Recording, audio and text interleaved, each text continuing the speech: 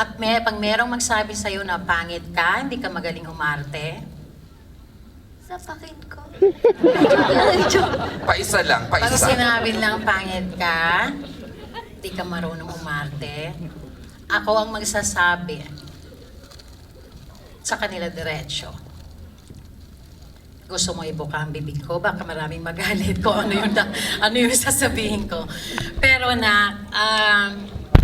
meron siyang sinasabi kasi noon na mas maganda si ganito, mas maganda si ganon sa akin. Hindi totoo yun. Hindi totoo yun. Nakasama ko yung mga batang yun. Mas maganda siya talaga. Tago natin sa pangalan. Charot. Hindi, totoo. Totoo, maganda siya talaga. Tsaka, yun lang sasabihin ko sa'yo. Kahit ngayon, ilang taon ka hanggang tumanda ka, tandaan mo to, isang tawag mo lang sa akin, kay Jella, kay Tito Art, sa pamilya Atayde.